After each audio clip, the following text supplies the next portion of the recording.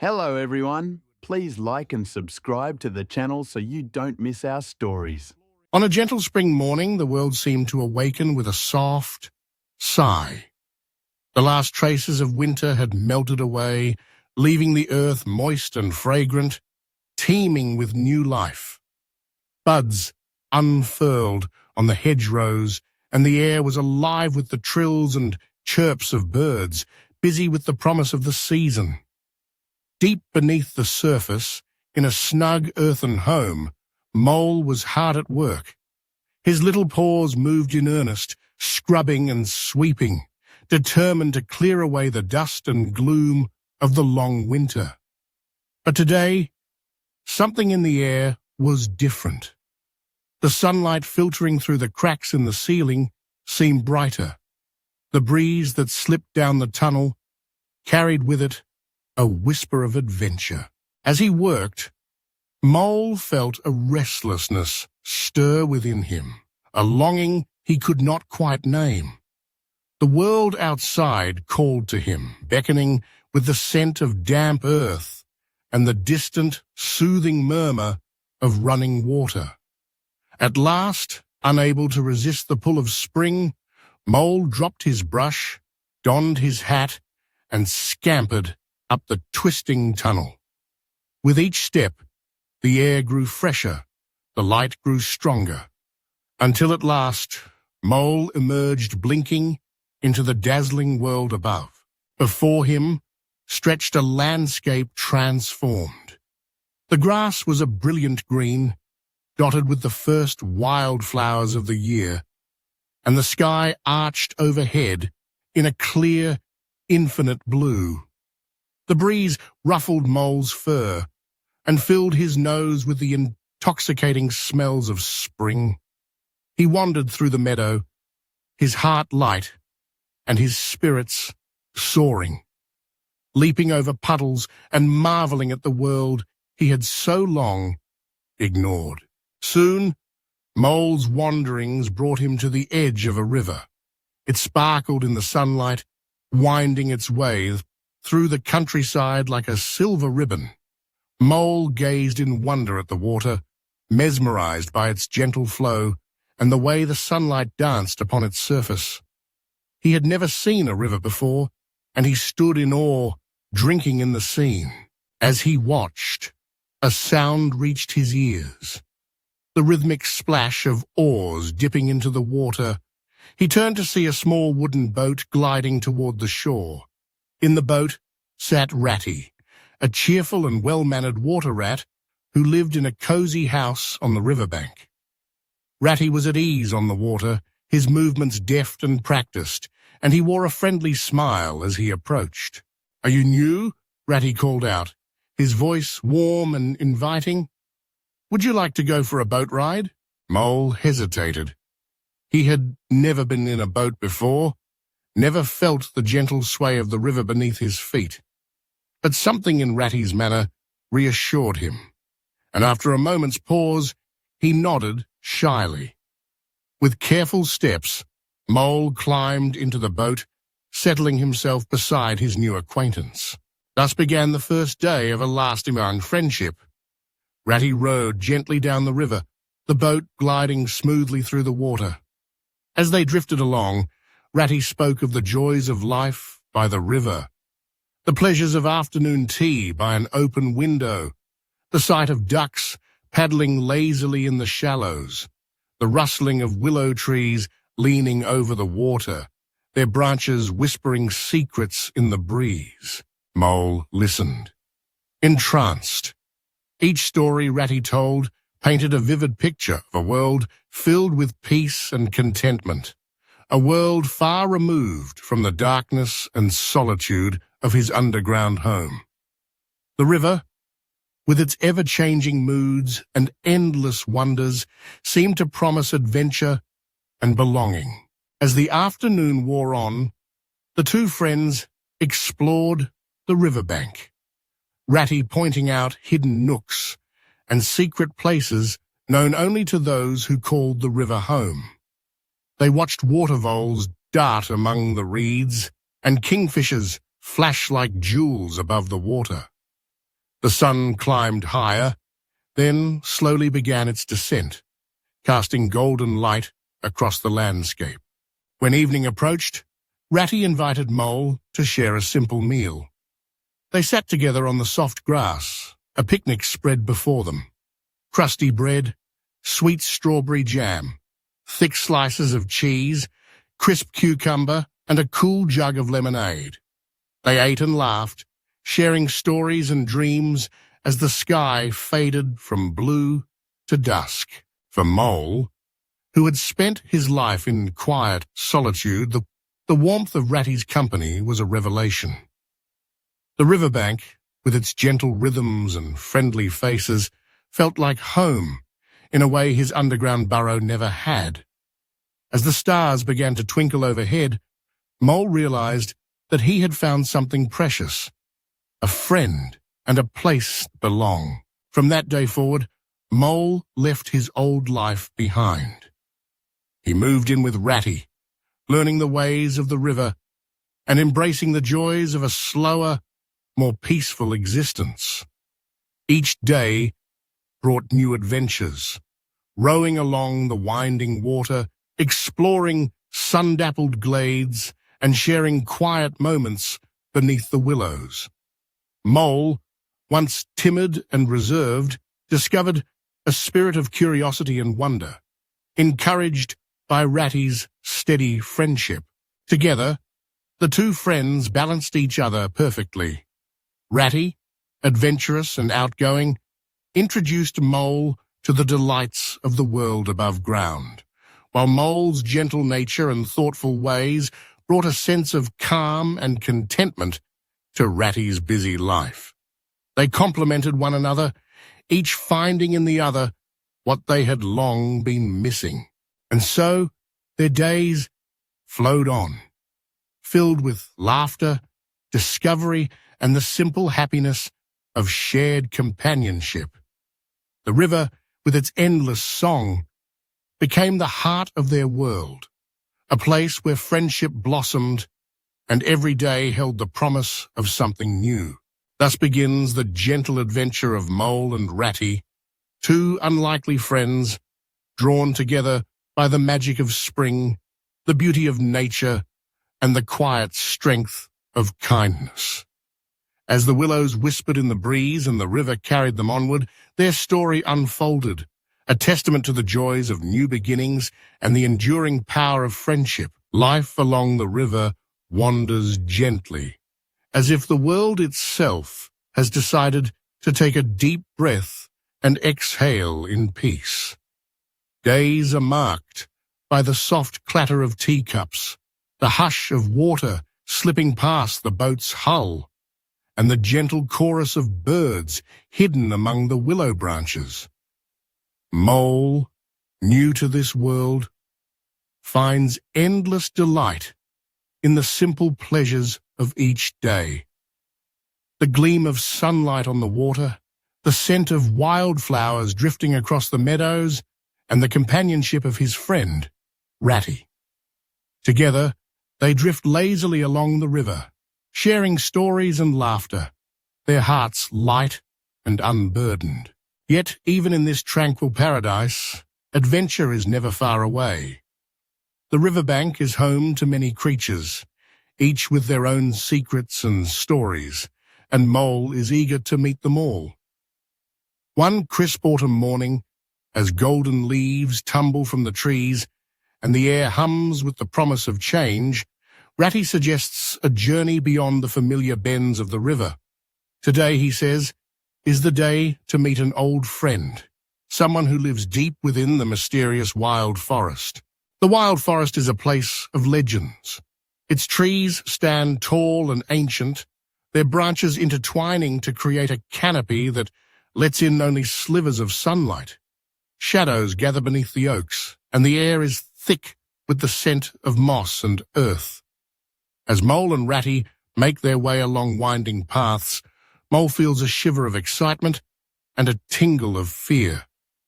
What sort of creature lives in such a place, hidden away from the world? At last, They arrive at a sturdy wooden door set into the hillside, half concealed by brambles and ivy. Ratty knocks, and after a moment, the door swings open to reveal Panda, the wise friend of the deep forest. Panda is a figure of quiet strength. His fur, black and white, seems to glow in the dim light, and his eyes, calm and thoughtful, miss nothing. He speaks little, but when he does, his words carry the weight of experience and care. Panda welcomes the visitors into his burrow, a warm and inviting place lit by the flicker of a wood fire. The walls are lined with books and curious objects, feathers, stones, and old maps. The scent of burning oak fills the air, mingling with the aroma of toast and honey. Mole feels instantly at home. As they gather around the hearth, Panda listens patiently to their tales, nodding and asking gentle questions. His wisdom is not in grand speeches, but in the way he listens, the way he remembers, and the way he always seems to know what to say. As the afternoon drifts into evening, Panda begins to share his own stories. Stories of the river's earliest days, of storms that once shook the forest, and of the many creatures who have passed through his door. But one name, in particular, catches Mole's attention.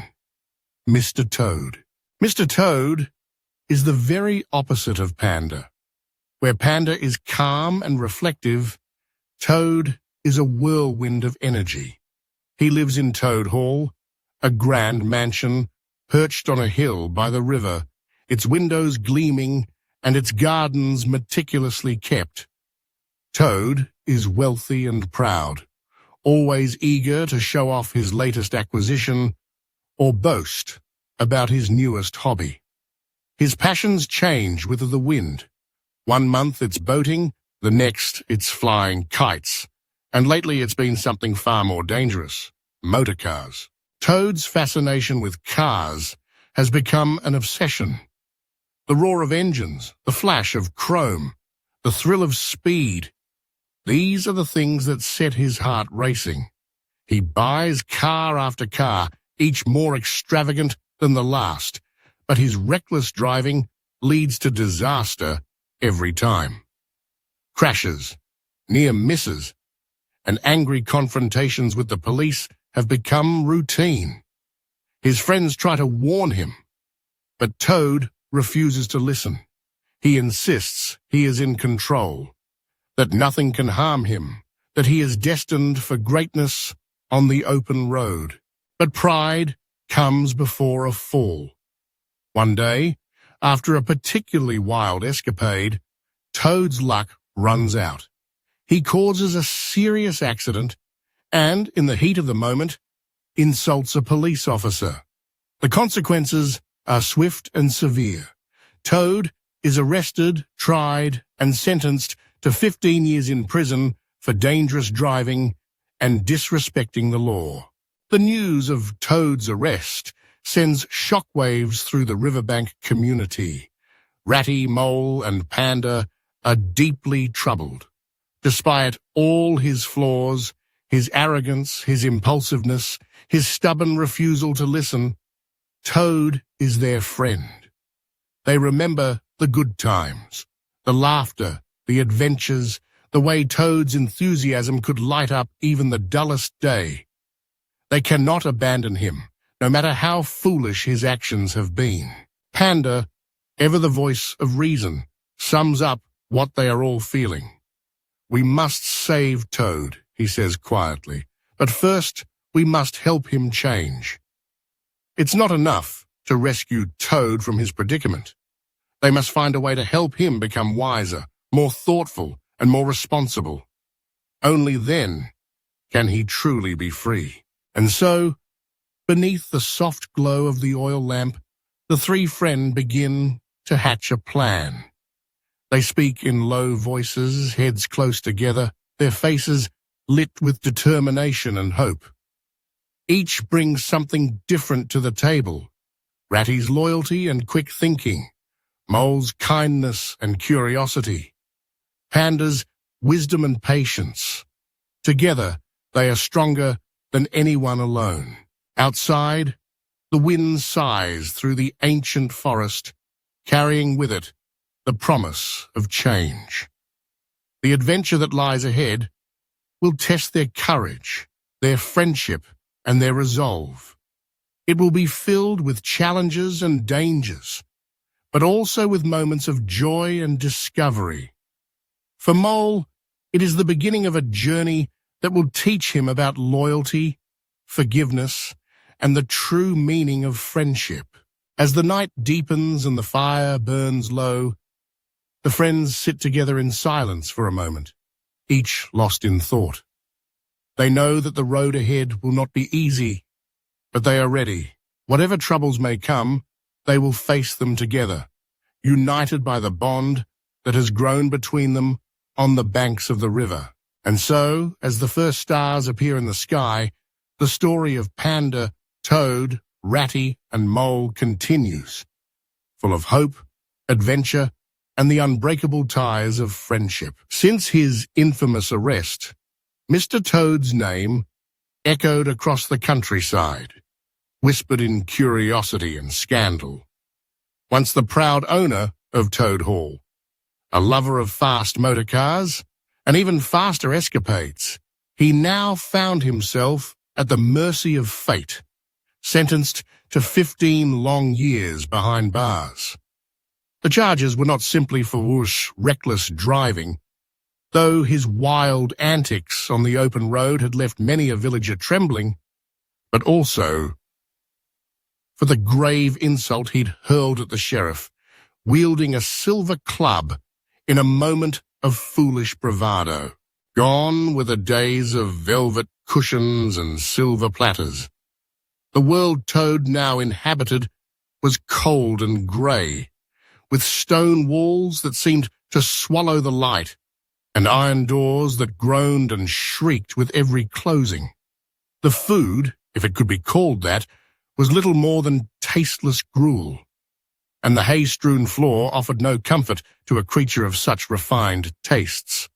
Toad, who had always believed himself destined for adventure, now found himself in the most tedious adventure of all, enduring each monotonous day, one after another. He lamented his fate with the full drama of his theatrical soul. At times, he sobbed, letting his tears fall freely, uncaring of the rats that watched him from their posts. At other times, he recited poetry, the tragic tales of heroes brought low by circumstance, hoping to move even the hard-hearted jailers to pity. But the stone walls remained unmoved, and the days dragged on. Yet, in the midst of this gloom, a spark of hope flickered. It came in the form of a kind old laundry woman who visited the prison regularly to collect and deliver the inmates' laundry. Her eyes, sharp but gentle, soon took notice of the forlorn figure that was Mr. Toad. She had heard the stories, some true, some wildly exaggerated, of his escapades, and saw in him not a criminal, but a creature far from home, lost and longing for a second chance. Over time, the laundry woman and Toad struck up a quiet friendship. She would linger a little longer when she came by, sharing a morsel of bread or a kind word, and listening to Toad's tales of Toad Hall, of the riverbank, and of friends left behind. It was during one such visit, as rain lashed the windows and the wind howled outside, that she leaned in close and whispered her plan.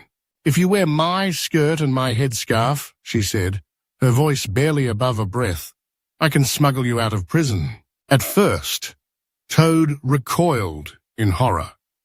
Him, the proud master of Toad Hall, dressed in such a way? His pride stung, and he protested. But the taste of freedom, so close and yet so far, was more powerful than his vanity. Steeling himself, Toad donned the laundry woman's clothes, pulling the skirt over his trembling legs and tying the headscarf beneath his chin.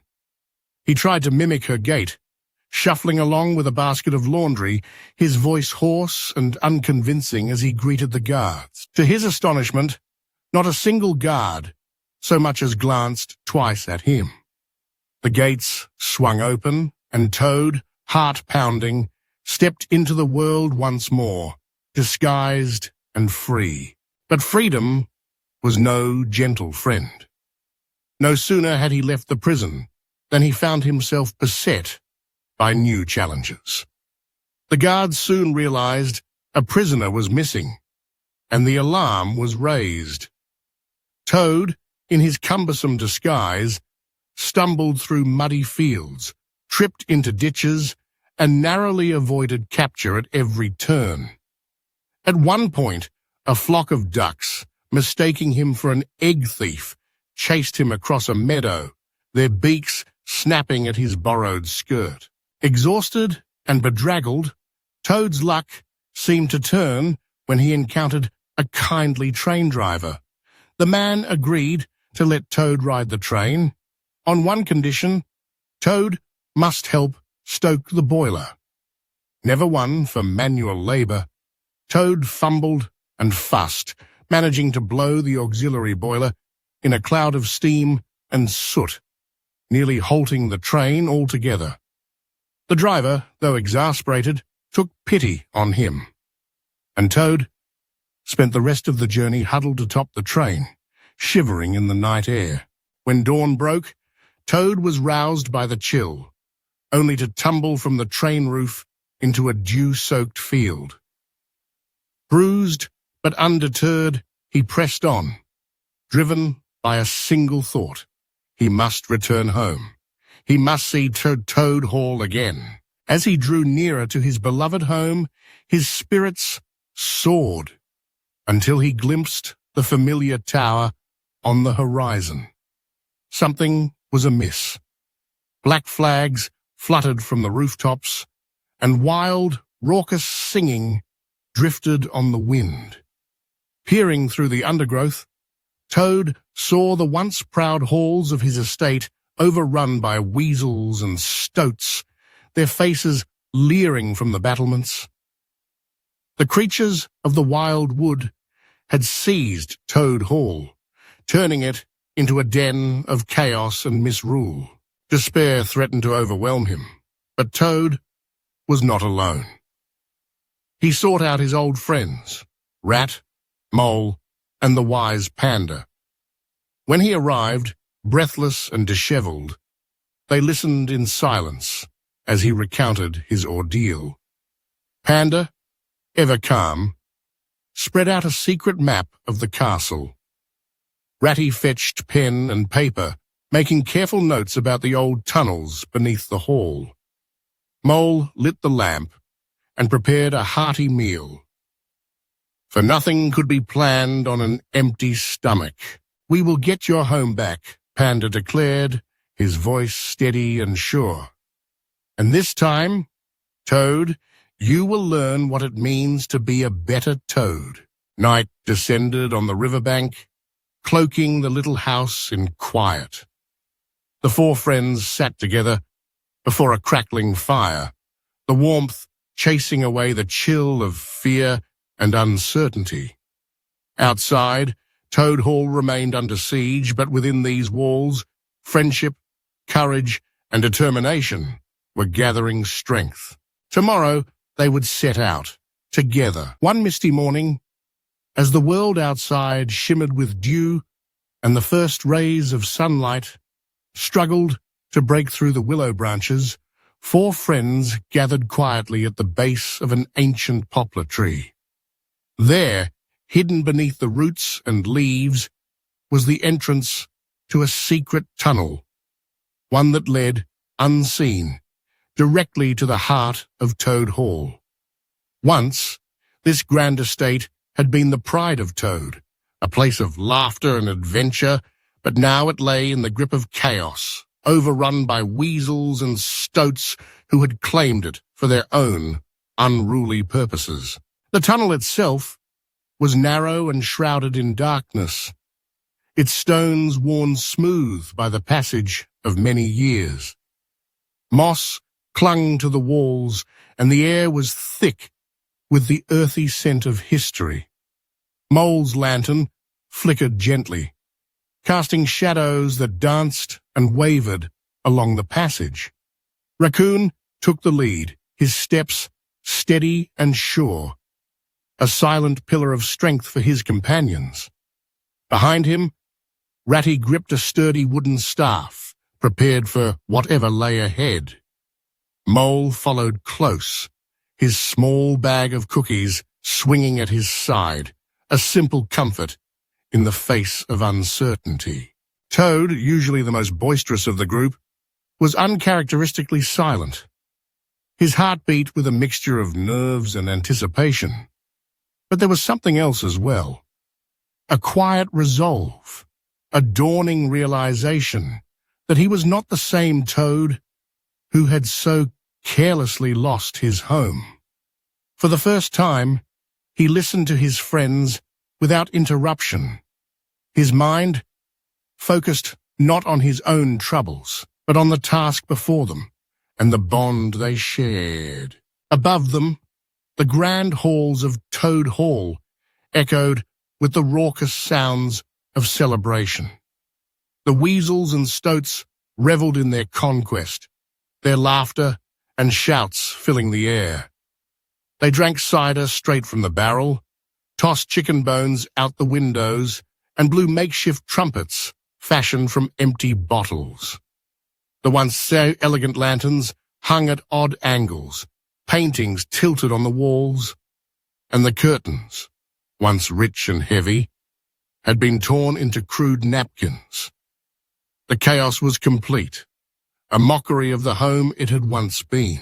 Yet, beneath the stone floor, the four friends pressed on, their steps measured and determined. Each footfall brought them closer to their goal, and to the moment when they would reclaim what had been lost. At last, they reached the corridor that led to the Great Hall, the heart of Toad Hall. Panda, ever watchful, gave a subtle signal. The time had come. With a sudden burst of courage, the group surged forward. The door to the Great Hall swung open with a resounding bang, startling the revellers inside. Panda charged ahead, his presence commanding and fierce, while Ratty and Mole followed close behind, their voices ringing out in a rallying cry. For Toad Hall! Toad, caught up in the moment, dashed forward with the only weapon he could find, a battered old broom, wielded with newfound determination. The weasels and stoats, caught utterly by surprise, scattered in all directions. Some tripped over tables and chairs, others dove beneath furniture in a desperate attempt to hide. A few escaped through the windows, their shrieks fading into the morning air. In a matter of moments, the chaos subsided, and the Great Hall fell silent once more. The rightful owners had returned, and Toad Hall was theirs again. As the dust settled, Toad stood amidst the remnants of the weasel's revelry. The room was still and quiet, a stark contrast to the noise that had filled it just moments before. He looked around at his friends. Raccoon, steadfast and wise. Ratty, brave and loyal. Mole, gentle and kind. They were tired and dusty, but their eyes shone with warmth and trust. For a long moment, Toad said nothing. Then, in a voice softer and more sincere than any he had used before, he spoke. "Thank you," he began, his words carrying the weight of true humility. "I was foolish, selfish, and blind to what mattered most. I didn't appreciate what I had, or the friends who stood by me. But today, I see things differently. I want to live better, not because I've lost something, but because I've realized how lucky I am to have friends like you." His friends exchanged glances, and then, as if on cue, laughter bubbled up among them. Panda clapped Toad on the shoulder, a gesture of forgiveness and camaraderie. Ratty uncorked a bottle of apple juice, its sweet scent filling the air. Mole spread his cookies on a fresh tablecloth, a small but meaningful act of celebration. There were no more complaints, no need for further apologies, because true friendship, they all knew, was built on understanding, forgiveness, and love. That evening, as the sun dipped below the horizon and the first stars as appeared in the sky, the four friends gathered in the great hall. The room, once a scene of chaos, now glowed with the warmth of a crackling fire. Shadows danced on the stone walls, and the air was filled with the gentle sounds of contentment. Toad Hall had been restored, not just as a grand estate, but as a home, a place where hearts could change and wounds could heal. In the quiet that followed, each friend reflected on the journey they had shared. They had faced danger and uncertainty, but through it all, they had remained united. Toad, in particular, had discovered the true meaning of friendship, not in grand gestures or bold adventures, but in the simple act of caring for one another. As the fire burned low and the night grew still, the four friends knew that Toad Hall would always be more than just a castle. It was a testament to the power of friendship, a real castle, built not of stone and mortar, but of trust, forgiveness, and love. And in that moment, surrounded by those who mattered most, they understood that they were truly home.